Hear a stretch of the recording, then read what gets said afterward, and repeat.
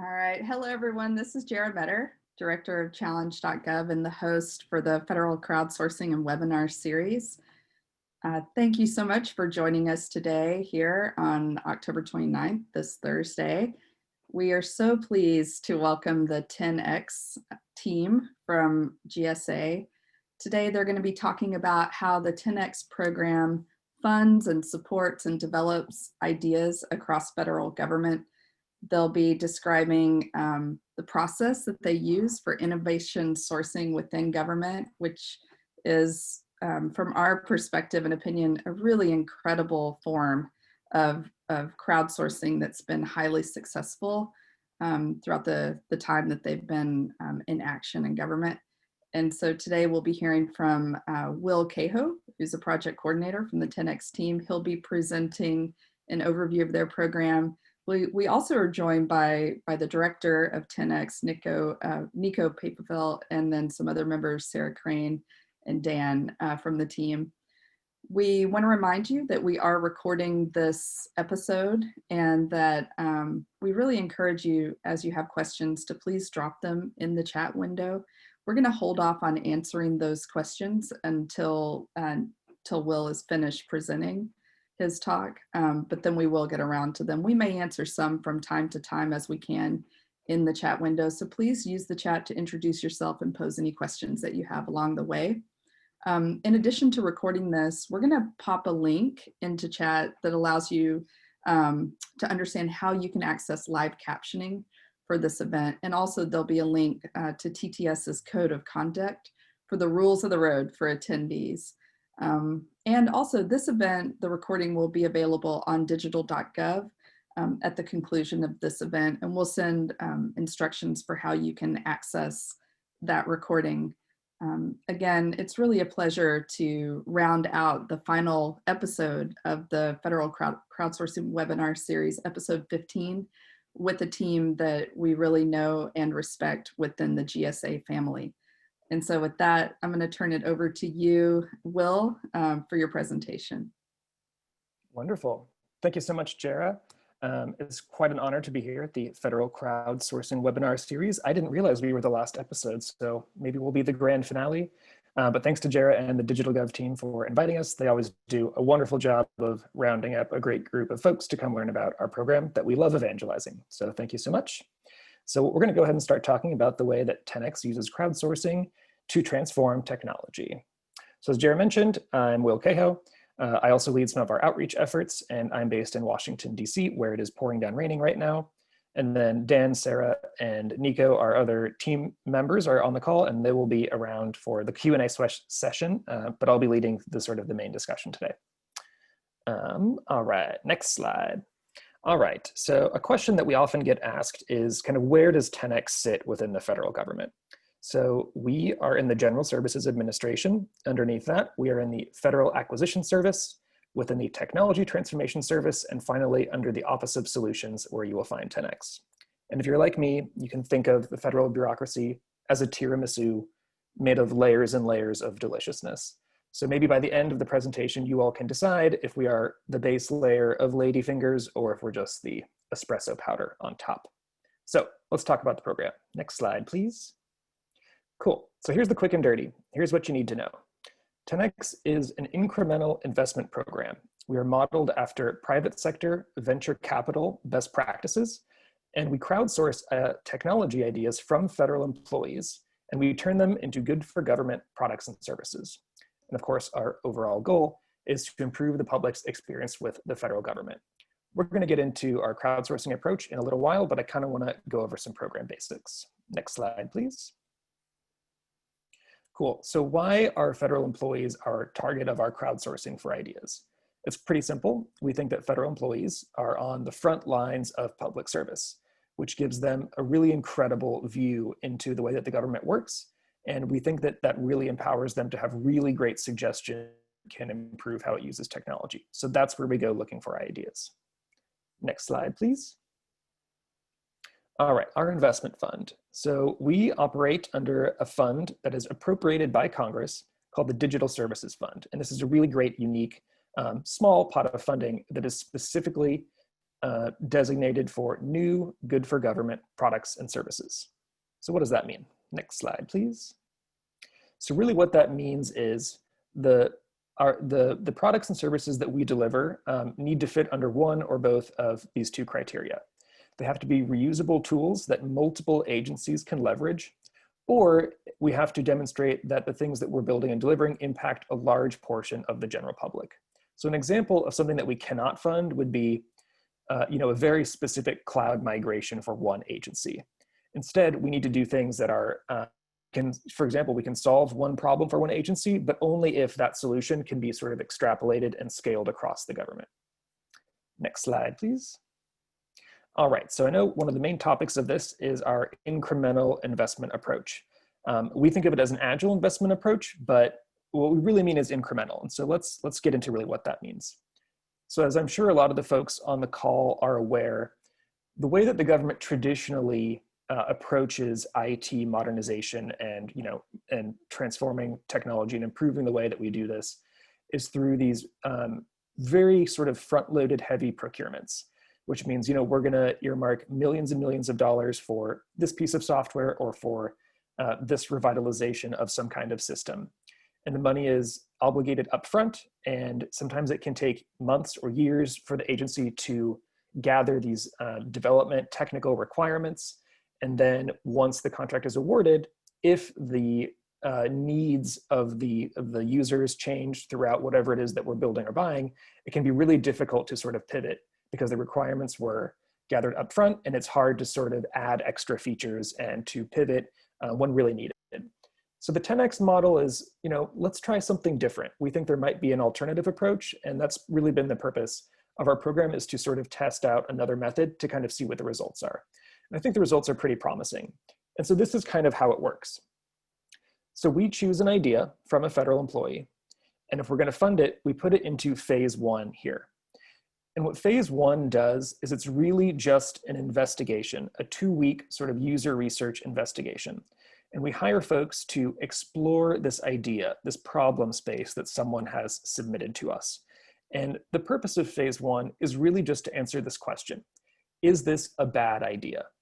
So we get an idea for XYZ, and we're looking to say, is this idea illegal? If so, then we're not going to go any further. Are there regulatory hurdles involved that would make it really insurmountable for us to sort of solve this problem? Is this sort of idea being explored by 10 other agencies, and it would be super duplicative? At which point the question is, do we sort of back off and say, hey, there's not really a good role for 10X here because everyone else has it? Or do we want to serve as a convening role, or maybe contribute to one of these other efforts? And I want to emphasize that at each point between the phases, the project really has to demonstrate value and promise. Otherwise, it's not going to get the next tranche of funding. So a lot of our projects that we put into phase 1, the answer that we kind of get from this initial research is, this is actually a bad idea. And if that's the case, we simply end the project there. And what that means is we've avoided putting millions and millions of dollars into an idea that was never going to work in the first place. And we have these sort of checks and balances at every single step of the way. So let's say that we have a phase 1 idea that says, hey, we looked at this for 2 weeks. It's at least not a bad idea. We think we want to look a little further. Then our teams can present for a pitch for phase 2 funding. And in phase 2, it's longer and the budget is larger. And you'll notice that's a trend. With each phase, the budget gets larger and the amount of time that we put into it increases as well. And so in phase 2, we call this the discovery phase. And the point in phase 2 is to really answer the question, is this a good idea? And what phase 2 involves is a little further exploration of the problem space, and then really trying to see, what is the solution here? We validated that this is a problem. We've done a lot of user research and interviews, and folks have said, you know what, this is a real problem for our agency, and fixing this could be really impactful. And then we sort of start designing a solution. It could be lightweight prototyping. It could be, journey mapping. It could be any number of ways of approaching, like, what might a solution here look like? And at the end of phase 2, they can say, like, hey, this is a good idea, but it's not something that we can solve. There's not a good role for 10X, or the timeline that it would take to really address this problem is just too long for the way that 10X operates. And the team can say, you know what, we're not going to move into phase 3. and we can end the project there. And really only about a third of all projects move between each phases. So it's very difficult for a project to make it all the way through 10X. And we think that it should be. We don't want to, we don't want to have loose purse strings and just kind of write checks left and right. So we really do try to do our due diligence, and we end projects that we feel are promising. And we think that's a really good way of sort of minimizing the risk in these projects. But back to the phases. So if a team pitches for phase 3 funding, and we agree, we move it into the development phase. And this one is a few months long. And the development phase is really where we bring in heavy duty engineering. And the purpose of phase 3 is to answer this question: will anyone use this? Whatever the solution that was sort of developed early on in phase 2, we're going to actually build this out in phase 3 to see if there's an appetite for it. We learned in phase 2 that there's a market for this, that people feel this is an important space, but is anyone actually going to use it? And so in phase 3, we really try to partner hand in hand with at least one other agency or another office who could be a long-term user and who could really benefit from this work. And so if at the end of phase 3, the question is like, hey, yep, at least one person is getting their problem solved by this, then the team can pitch for phase 4 if they feel that this is a solution that can be scaled or modified in a way that it's going to deliver impact across the government. And then of course in phase 4, which is the final phase of our pipeline, the purpose is to scale and see what it would really take to expand the level of impact to as wide of an audience as possible. And then that's the end of the 10X process. We will get into kind of what happens after phase 4, but that is sort of the end of our initial seed funding pipeline. Next slide, please.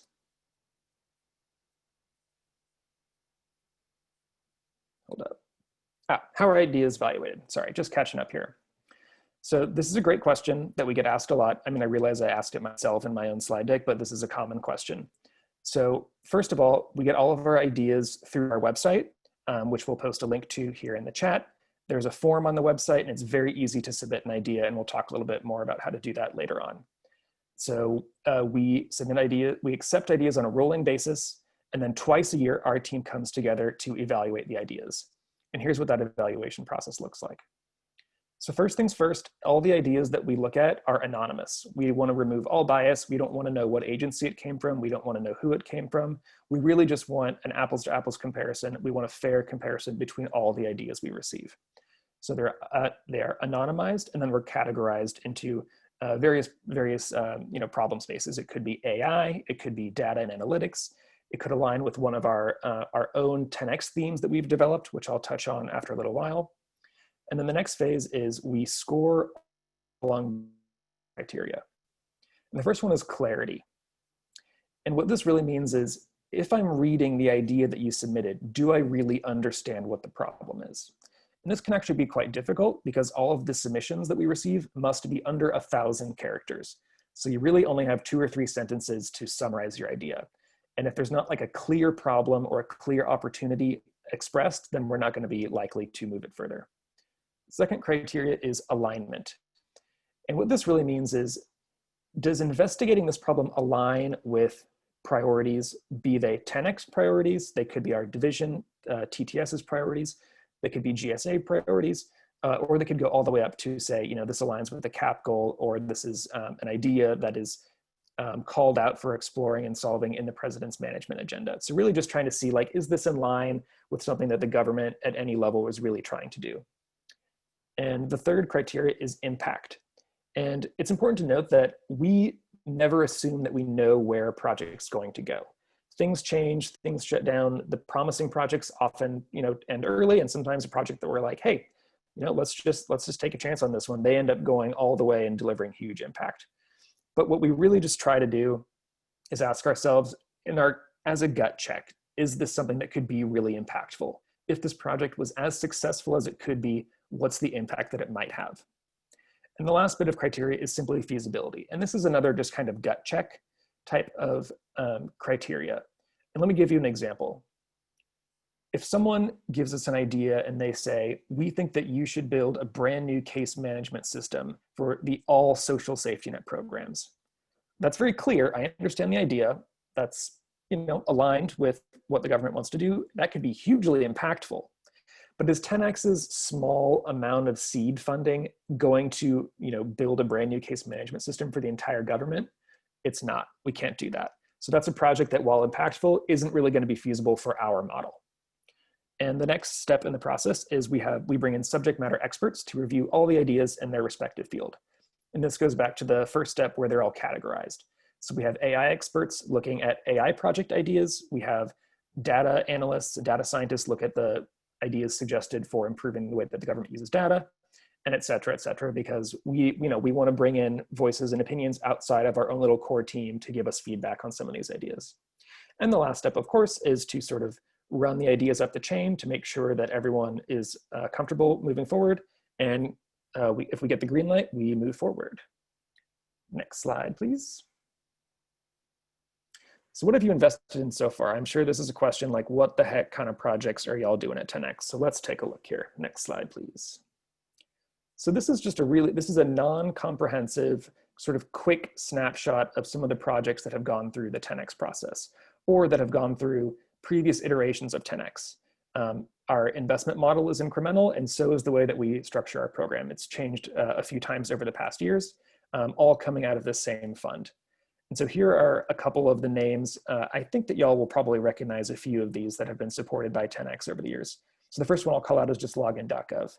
I'm not sure how much of a household brand name this is in the federal space, but it's basically a single source authentication platform for government websites. And this was supported through 10X a couple of years ago, and it's now sort of a fully autonomous platform that's managed and run within our organization at GSA. And the second one, of course, is the US Web Design System. Fans of Digitalgov and Challenge.gov will be very familiar with this one. We're really happy to have supported this one early on a couple years ago. We think this is super impactful. We love the design system. And then, just one more I will call out is code.gov, because I think this code.gov one is a good example of the priority, the alignment criteria that we judge ideas on. Because I believe there was a mandate under the prior administration which basically said that that at least 20% of new custom software that the government buys or builds needs to be open source. And so the way that we helped further that mandate is by building code.gov. This is the repository for all of that open source code. And a couple other on the right, we're actually going to have a couple of demos here in a moment, so I'm not going to spoil the surprise. Next slide, please. All right, so just by the numbers y'all can see here, since fiscal year 15, we've evaluated almost 1,000 ideas, funded 247, and we've invested about $28 million total, just as a snapshot. Next slide, please. Cool, so demos, not memos. This is the phrase we love at 10X. Because if you think about it, this is really actually a core principle of Agile software development, right? Which is, don't give us a memo every 2 weeks on the progress you made. Show us what you made. Prove that value is being delivered. So we want to demo, we want to see what you're building. And this is a core principle of 10X. And so in the spirit of that, here are just a couple quick demos of some of the products that we've supported. So as I mentioned, we are an incremental investment fund with this sort of agile investment alternative kind of method for procuring and building IT in the government. And one of our projects actually sort of took this idea and kind of ran with it.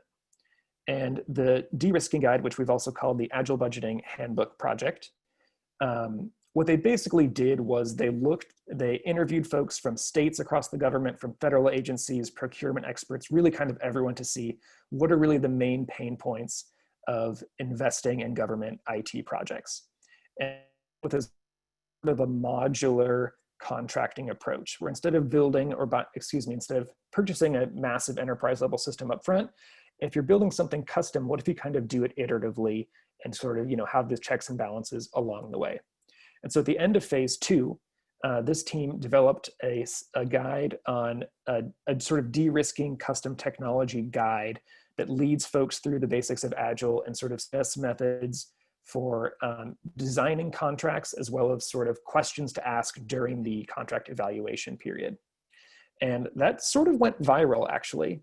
The project, this is again a project where we're like, hey, we're not sure where it's going to go.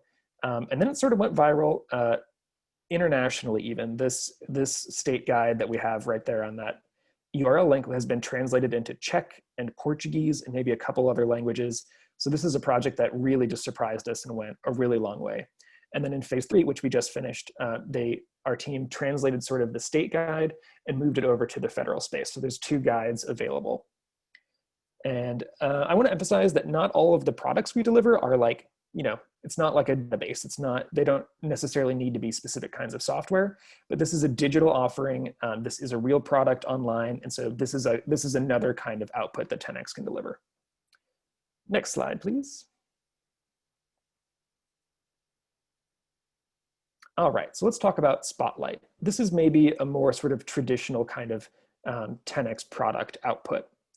And so the idea, again, this idea under 1,000 characters from a federal employee that we got 2 years ago said, hey, I'm a web manager in the government, and I don't have an easy access into seeing sort of performance and best practices on my site. Is there some kind of site scanning service that could be spun up that would scan the entire federal domain for free and find any sort of insight and kind of actionable intelligence for web managers? And this turned into Spotlight. And what Spotlight really does is it's kind of exactly what I just said. It is, it's an open source site scanning tool that is designed to uncover best practices and sort of the presence of certain components on government websites. An example is that every government website, at least at the top level, is required to have a file called data.json. And the scan can just look the entire federal.gov web space and uncover the presence of those documents and say, hey, this website's missing this and this one is compliant, et cetera. With the 21st century idea, agencies are mandated to begin incorporating some of the web design system components into their websites, and Spotlight can scan for those as well. And I think their latest scan is the ability to look for HTTPS security certificates. And this is a good example of a project that's really scaled, because in phase 3, they had a couple of these sort of bespoke scans for a few users. They got really great feedback. They heard that it was really useful. And in phase 4, it's now the model is kind of like, is there a way where we can offer customizable scans that other agencies would find useful for them, even if it's a more specific use case? And let's go to our third and final demo. All right, so this is a project that's very close to my heart. I mean, they all are, but especially this one. So combating bias in AI ML implementations. The idea behind this project was like this. The writing is on the wall. The government is going to keep using artificial intelligence and machine learning algorithms. That sort of instruction came down from the federal CIO. It's something that all agencies are talking about. If you go to any of the sort of federal IT trade press outlets, they're always talking about this. And so it's just sort of like, okay, let's get this right from the beginning. Because the real basis of all artificial intelligence algorithms are data sets. Data is what feeds all of this. And the problem is that some of these data sets can actually contain some of the similar biases we actually see in society. And the specific example that was uncovered early on in this project was, I don't remember where, but there was a sort of a local jurisdiction with a criminal justice system, and they were using AI to sort of predict recidivism rates for folks who had been incarcerated and were now back into society. But because the data set had some form of bias in it, I'm not sure exactly how that worked. I'm not a data scientist. Basically what happened was the output of the AI algorithm was very biased, and it was even along sort of racial lines. It said, some of these people with these qualities are going to be more likely to commit crimes again and go back into incarceration, so they should receive longer sentences. It was a very unfair, very unequitable kind of output. And so the idea behind this project is, let's see if there are tools. In this case, they're web tools called Jupyter Notebooks that our team built that can really lead both people at the program level and government data practitioners to put their data through some of these tools to sort of identify and ameliorate some bias, which will then ensure a more equitable and fair output at the end of the AI algorithm. So we're pretty proud of this one. This one just finished phase 2, and we're really excited to see where they go from here. Next slide, please. All right, so how does crowdsourcing work? I think this is going to be pretty straightforward, but I really do want to touch on this, because without sort of our crowdsourcing approach and getting ideas from employees, we have no program. So this is extremely important. So next slide, please. So basically, we take every chance to present in front of groups who we believe could be really good sources of ideas. Just over the past couple of years, we've gotten in front of the CIO Council, the CTO Council, the board of the Technology Modernization Fund, groups at OMB, kind of all of our anyone who we think would be interested in our model, who would have good feedback, whether positive or negative. We really just want to sort of evangelize our program as much as possible. One more slide. And we're doing it right now. You all are an example of folks who we are evangelizing our program to. So thank you for being here and being a captive audience. Next slide, please. All right, so this year we're trying something a little bit different. And so let me back up and say, over the first 5 years of our fund and the way that our program worked, our crowdsourcing approach was kind of like this. We want all ideas about everything from everyone anywhere. We were totally agnostic on, as long as it was a technology idea, we were interested. That's still the case. All ideas are still absolutely going to be under consideration, but we decided to sort of, we identified a few certain themes that from our team, we thought were really interesting places to investigate. So we kind of have catered our investment pipeline into a few different channels. And what that looks like, one more slide, please. This is kind of how we think of it. Before we were casting a really wide net for problems, and now we're kind of spear fishing and looking specifically where we think we might find really good ideas about some of our themes. And we'll look at those in just a moment. Next slide, please. So this is what we recently chose for our most recent round of funding. And a lot of these projects are going to be kicking off right about now. So the first theme that we wanted to sort of tackle and focus on is this public-facing services.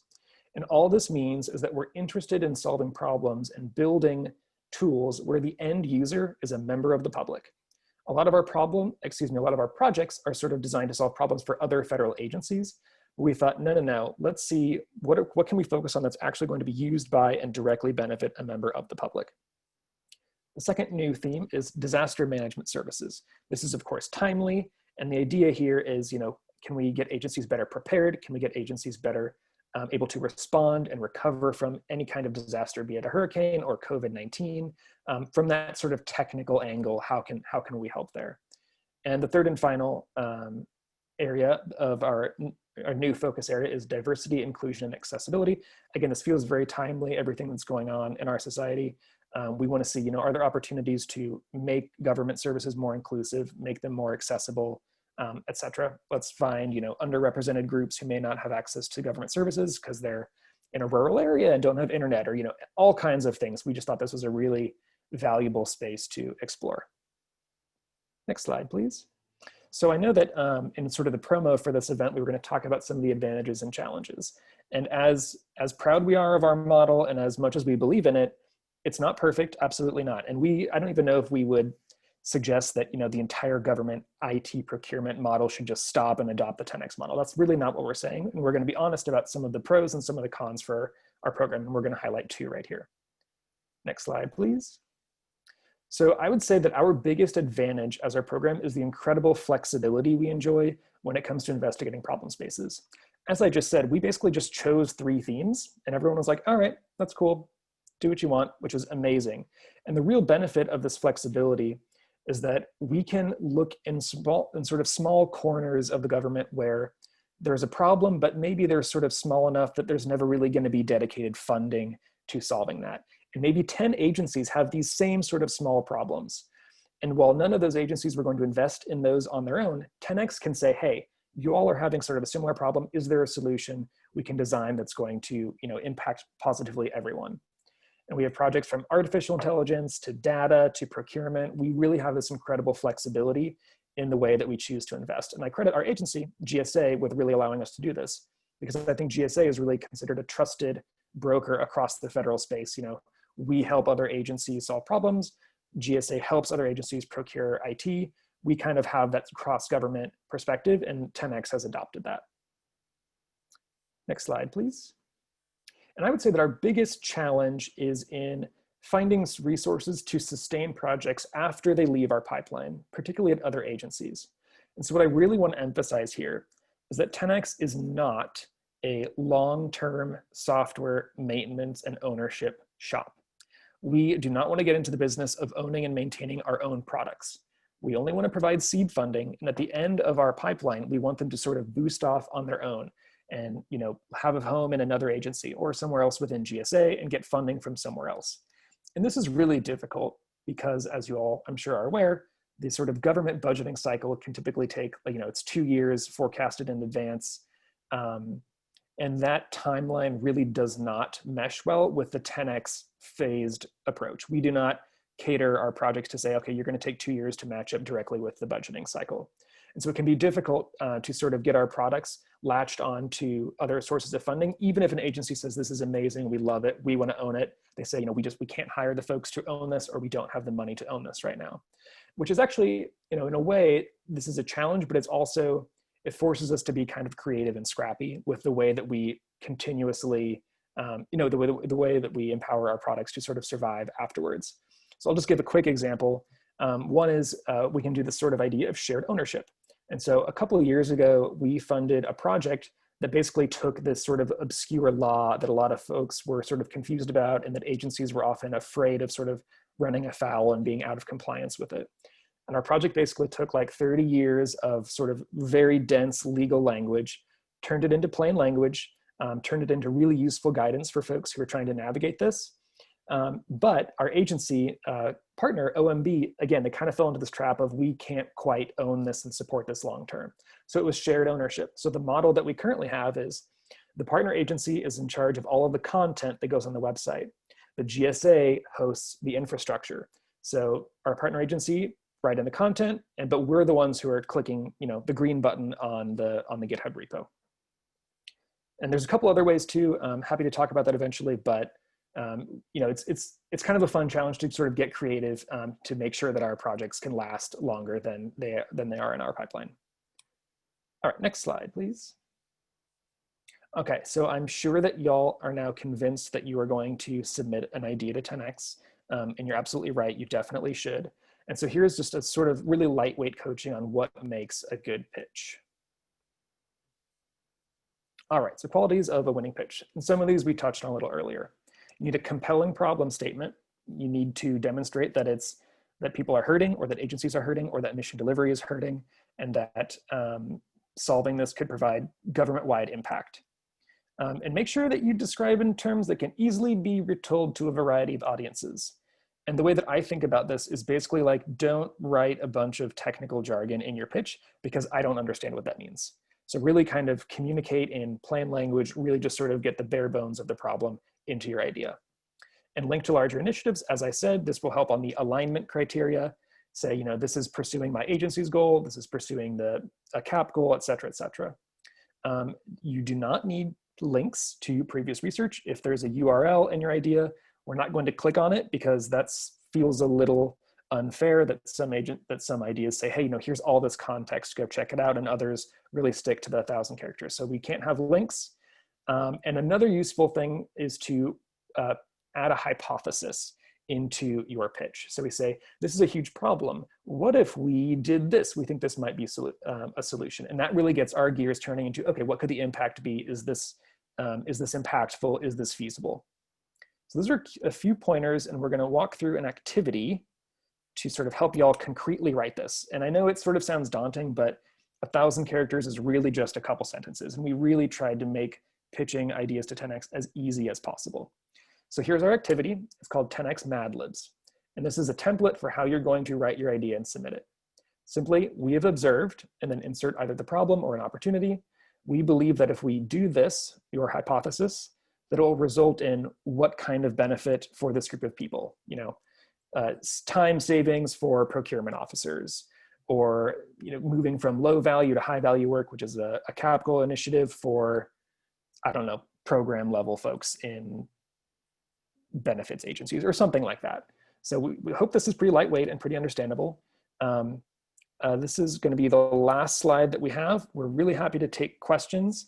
If you want to know more about our model, more about our projects, more about how to submit an idea, this is a great time to ask. Thank you all so much for listening. And I'm going to invite Mika, Sarah, and Dan to help me answer some questions that y'all might have. Thanks so much, Will. It was a really exciting and interesting overview of how 10x is sourcing innovation across federal government. While we're waiting for other questions to come in, I see that Catherine Spivey wanted to thank you for the shout out for plain language, and to note that that they actually are part of the 10x family. So that's amazing. A question I have is, Who's your typical phase one submitter across federal government? What's the persona of that innovator? Yeah, so the first hurdle that someone has to jump to submit an idea is they need to know about us. And so I would say that the sort of the base level, the sort of user persona of folks who submit an idea tend to be folks in this sort of civic tech kind of, TTS, United States Digital Service, some of these kind of innovation shops around government, because we have access to them and we know them all. But we don't really just want ideas from folks in this sort of government technical space. We want ideas from normal program folks. We want ideas from contracting professionals who don't know about software development. We want ideas from everyone. And so it's really on us to reach beyond our little world of GovTech into FEMA, into DHS, into all these agencies to really get folks aware of this opportunity and to get them to pitch. But it's, I think the answer is who pitches ideas, dedicated public servants who want to make a difference and want to improve the way that their job goes and the way that they can serve the public. Yeah, absolutely. And Sarath from State Department has a question that's kind of a riff or a refrain on what you just stated. He's asking, do you see that submissions tend to come from folks based in US government offices already familiar with open innovation programming like this, or has 10X found success with offices where more innovative models for sourcing are already being employed?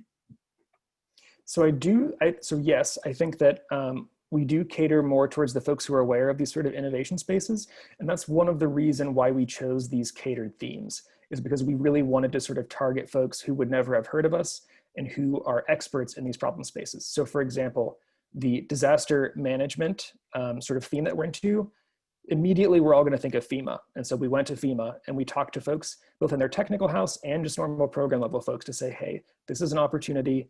If, when you're working on an oil spill cleanup or when you're working on an earthquake response, what sort of technical ideas might you have that can improve your work? And we got several of them. As you've become more and more sophisticated in the refinement of your model, have you seen that the submission levels have stayed approximately the same? Or are you seeing an increase in the number of and the quality of submissions over time? Yeah, Julia, our data scientist, would have a wonderful answer to this question. And I think, we were filling out our performance metrics the other day, and I think that we had a goal of year over year, and Danny could correct me if I'm wrong, I don't want to lie.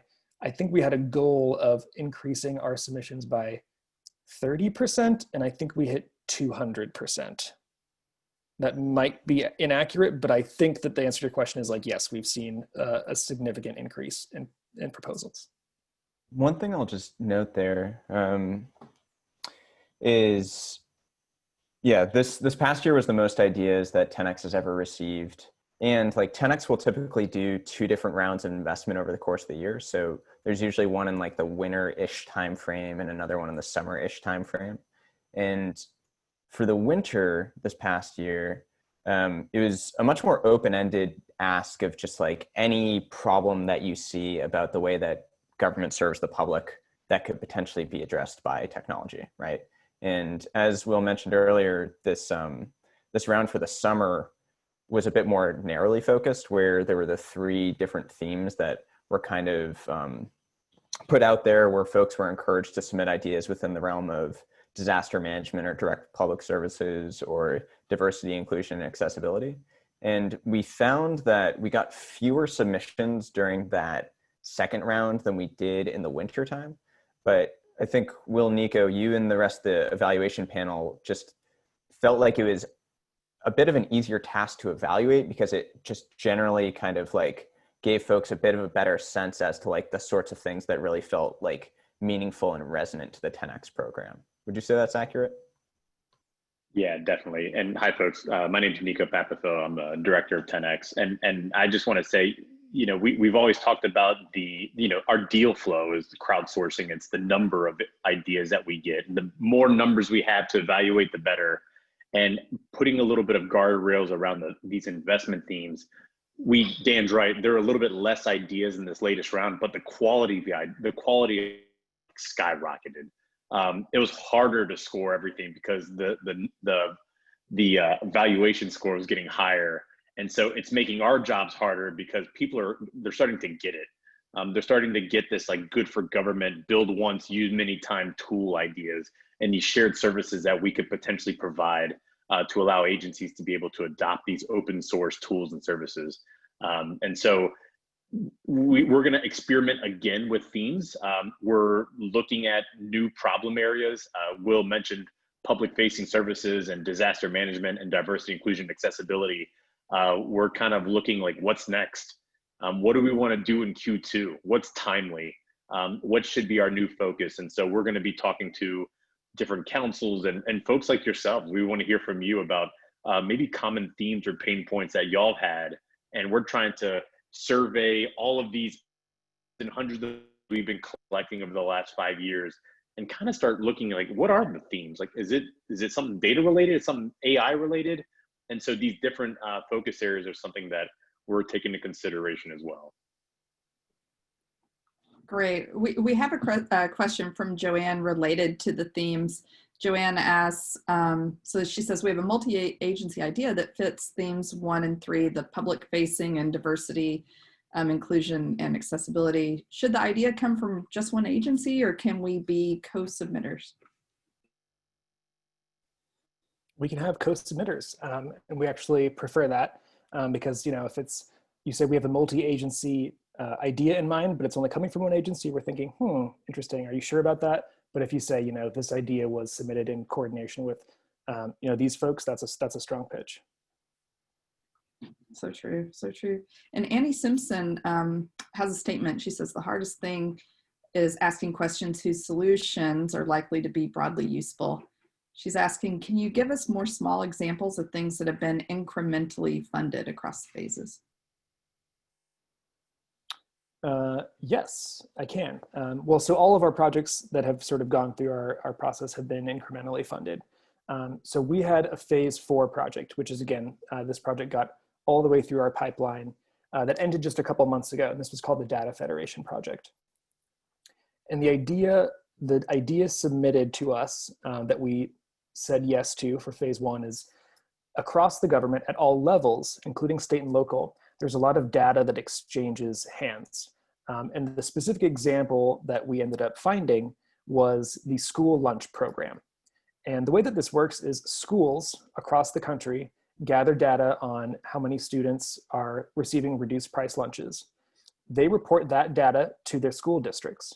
The school districts report that data to the state education agencies, and the state education agencies submit that all the way up to the federal government at the Food and Nutrition Service. And so at every single level, as the data is crossing these sort of bureaucratic boundaries, there can be a lot of problems because these folks are at different levels of technological advancement. Some are using spreadsheets, some are using pen and paper, some are using APIs. And so the idea was things like this happen all the time. There's constantly data being exchanged across these boundaries. What kind of tools, what kind of resources can we build or develop that will really sort of support these kinds of efforts? So we said yes to phase 1. This is not a bad idea. We said yes to phase 2, which was basically saying like, hey, like what if there's just sort of an open source code library that different agencies at all levels can use to sort of have this consistent data schema and exchange process. And we worked with that specific agency, the Food and Nutrition Service, in phase 3, which of course answered the question, will anyone use this? And then we went on to phase 4 to kind of scale this. And we ended up scaling not only those tools that we built in phase 3 that were then used by the Department of Transportation and the Census Bureau, but the sort of the theory of scale that our team came up with is, what if there was a sort of a central repository for all of these data, tools, and resources across the government? Because what the team found is a lot of different agencies are trying to solve these data problems by themselves. And they may not even know that other agencies might have the same problem and could benefit from those tools. So the team developed a website called resources.data.gov. The idea is that it's going to serve as a central repository, and you can extrapolate sort of data solutions from agencies all together in one place that multiple agencies can take advantage of. Another good example would be a project we have right now called DevOps for Privacy Offices. And again, the very basic idea that was submitted to us by a federal employee said, you know, the government is going to interact with personally identifiable information through user research or through any number of ways, is sort of, what technological intervention can there be to sort of improve the way that the government handles PII? And so the team started exploring the privacy space, and every single agency has a privacy office. And so we started, easily with it. We had access to the GSA privacy office, and we talked to them. And we learned about some of their processes, and we thought, hey, there might be some technology that could really improve this. When they were exploring the landscape, what they found is every agency has to have these system of record notices, these SORNs, and these PIAs documents. They're called privacy impact assessments for every single IT system that they look over. And all of these are basically PDFs that are listed on the Federal Register, and they're not searchable. And a lot of the data, so like, for example, one could say social security number, another could say SSN. So there's no sort of easy way of kind of comparing them apples to apples. And so what our team said was, hey, is there a way where we can just, sort of scrape all these PDFs and create some kind of privacy dashboard so that if there's a security breach or something like that, an agency's employees' social security numbers were released, how can you go back and find which systems that might have come from, the ones that contain social security numbers? And so we developed this idea of a dashboard so that privacy officers can just easily kind of, instead of manually looking through PDFs, so they can just quickly sort of search and find all that information at the tip of their fingers. And again, in phase 3, that solved one problem for one agency. And then in phase 4, it's, can we scale the same idea to privacy offices across the government? And it's currently in phase 4. So we'll see. Hopefully that answered the question. Yes, and it looks like Nico has provided information about the submission kind of process. I've already received one question privately about that, so thank you for reading my mind and posting that. One question I have is around kind of life cycle. From the time I submit my Mad Lib amazing idea to the time that it might hit phase 4 and kind of scale or implementation, what does that look like as far as months or years? So we've probably had between 3 and 5 phase 4 projects over this last year. And the answer I would say is years. I don't know if we've ever had a phase 1 get all the way to a phase 4 within the same fiscal year. But the timeline can really vary.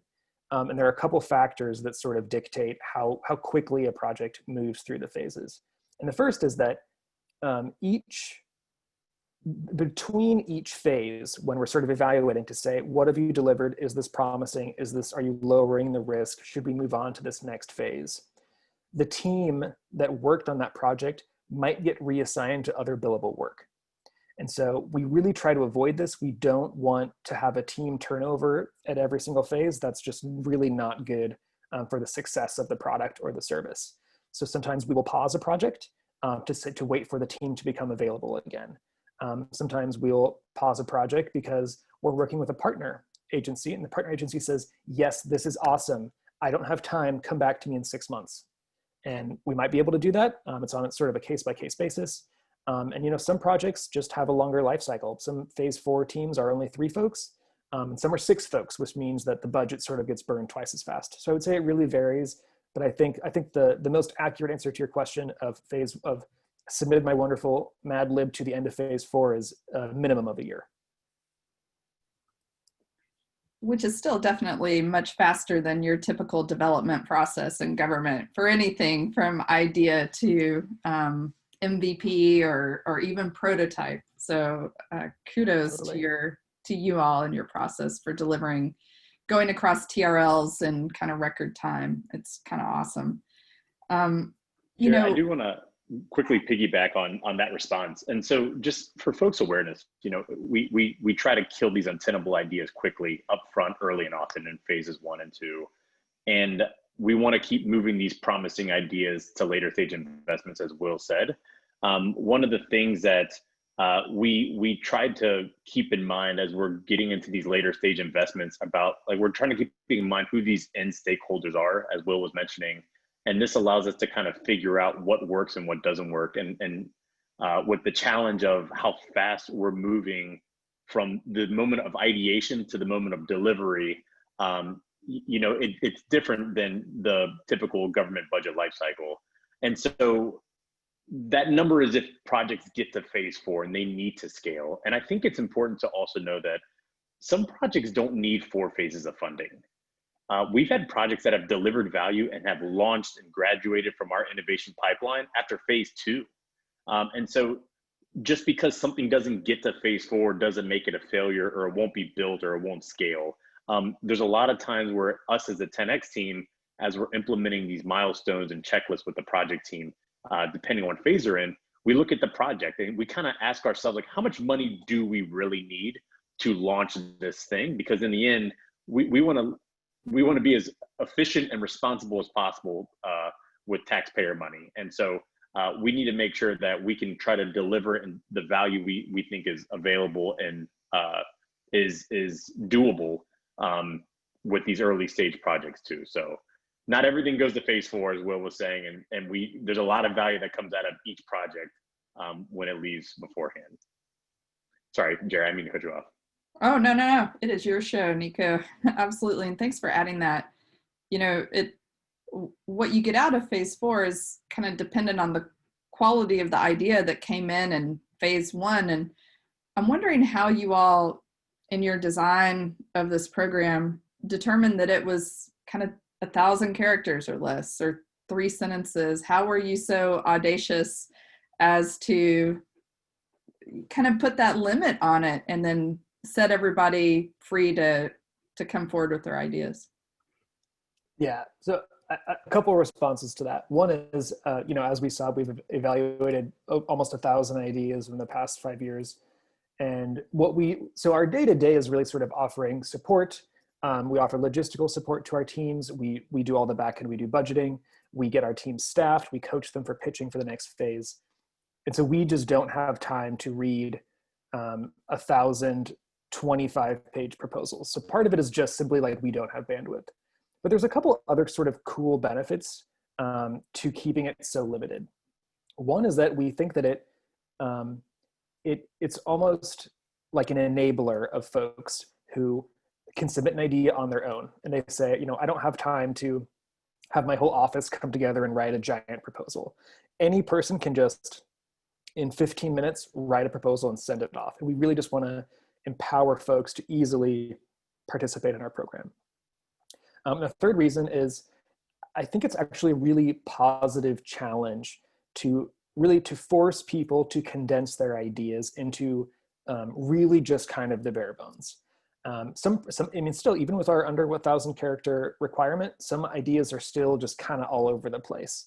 But the idea of sort of coaching people through problem, hypothesis, impact, keep it short and simple, it's kind of just a good way of getting people to really frame the problem and think about it in a different way than it would be to submit, a long proposal. Yeah, thanks for that.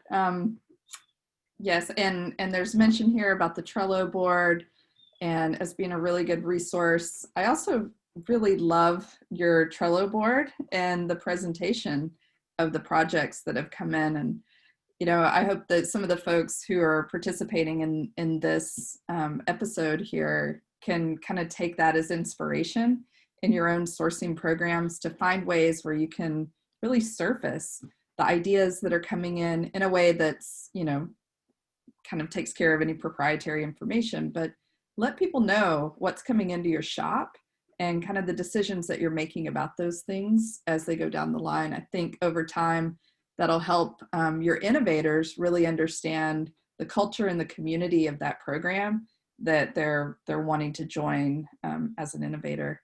And so we're in our last 4 minutes. I really want to give the 10X team an opportunity to say any parting words about your program. I just want to kind of keep going on this transparency comment that you have made, and something we're going to try to do, we are doing in Q1, maybe early Q2, is we want to be better.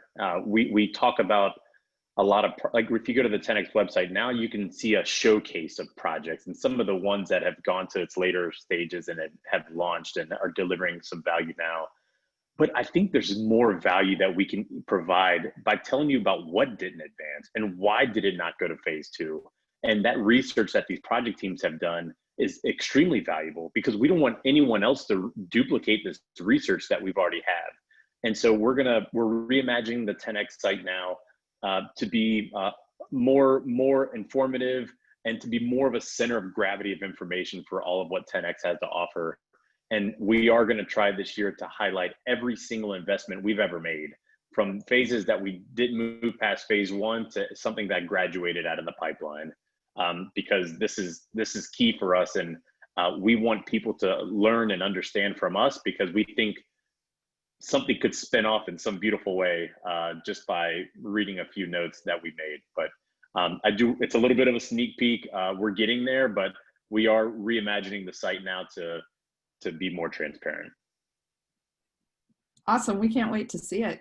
All right. Well, with that, our hosts, Digital.gov, we want to give a shout out to them. Thank you so much for continuing to be so supportive of all things TTS and the innovation in the crowdsourcing community.